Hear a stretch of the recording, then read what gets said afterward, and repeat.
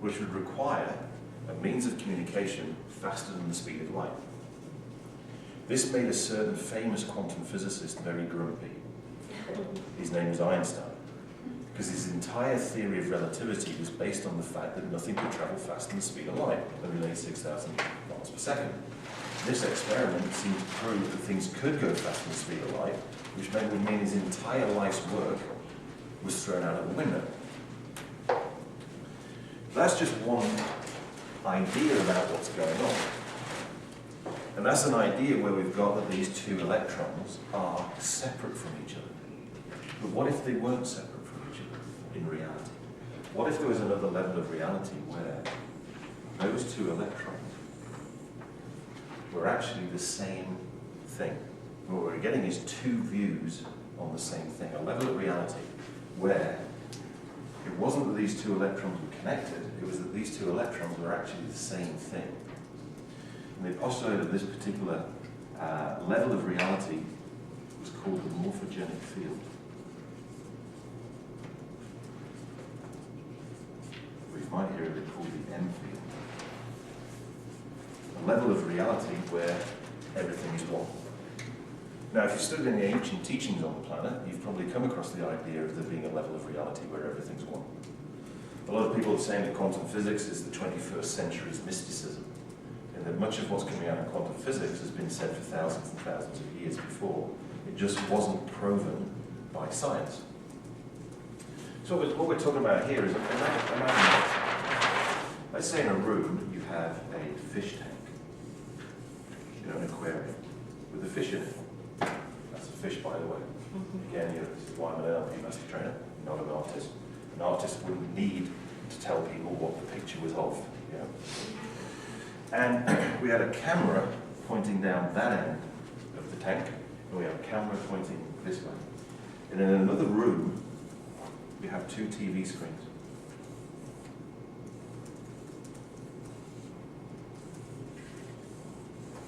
Like this.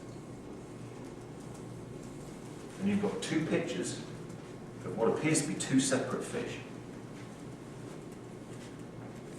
One like that. And one like that.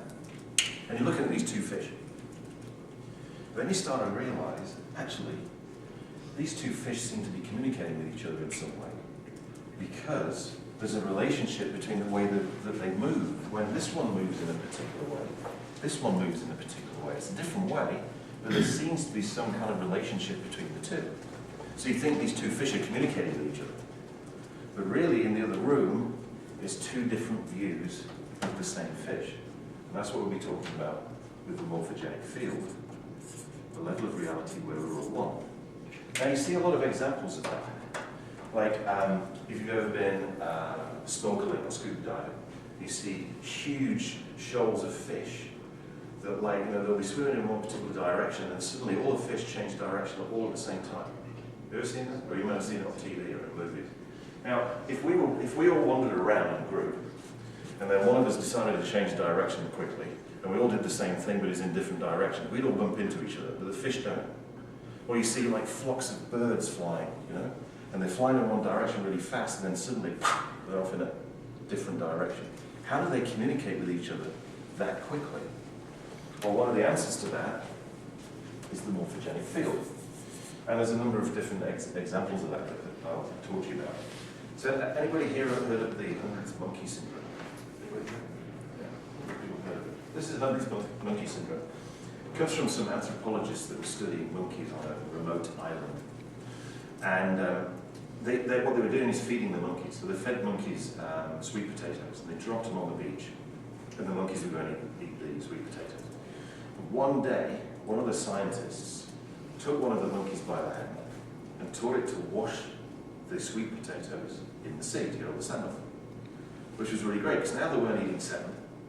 And they've got this nice little sweet and sour thing going on with the salt from the salt water and the sweet from the sweet potatoes.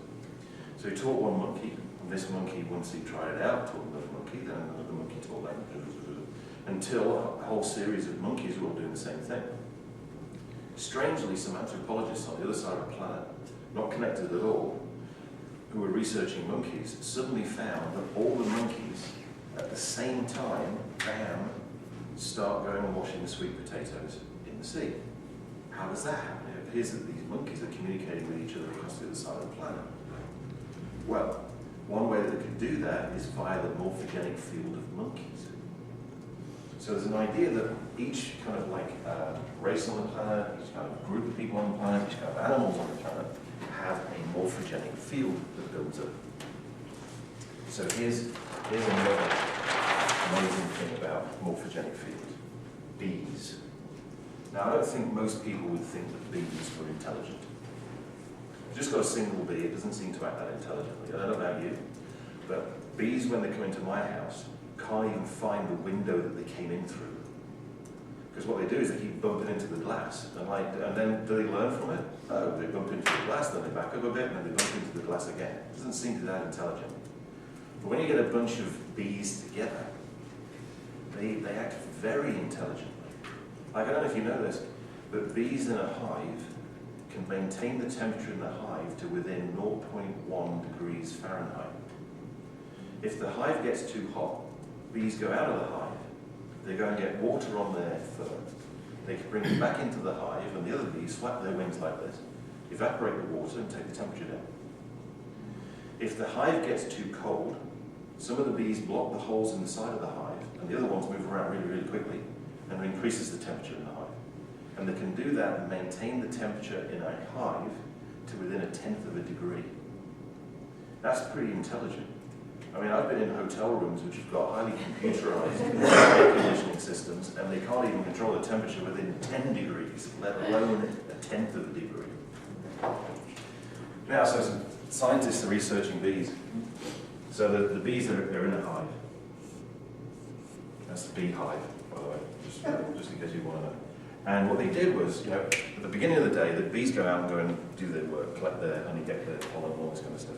And what they did was they put the hive on the back of a truck and drove it in a particular direction, a distance of X miles in a particular direction.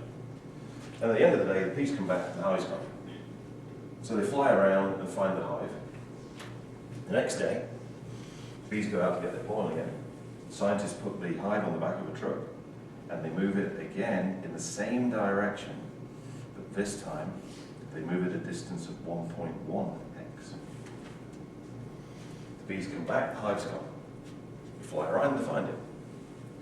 Next morning, the bees leave the hive and the scientists put the hive back on the back of the truck. They drive it in the same direction, but now they move it 1.1 times as far again. It's 1.1 squared x. Bees come back, and the hive's gone. They fly around, find the hive. Next morning, the bees leave. The scientists once again put the hive on the back of the truck, move it in the same direction, but this time they move it 1.1 cubed x. And when they got there, the bees were waiting for them, but they were pissed. Now, I don't know about you, but I don't think I could calculate 1.1 cubed in my head. That's 1.1 times 1.1 times 1.1. But the bees did. This is this thing that can't even find the open window in the house after it's flown. Now, ants is another example. Ants appear to be very, very organized. If you've seen them, when they build a nest, they're very, very, very organized creatures. Provided the queen ant is alive. As soon as the queen ant's dead, the hive goes into complete chaos. They just don't know what they're doing, they bump into each other, they go all over the place. Complete chaos. So, if you take a nest of ants, and you take the queen ant out of the, let's say there's a nest of ants here, and you take the queen ant out of the nest, and you put it on an aeroplane, and you fly it to Australia.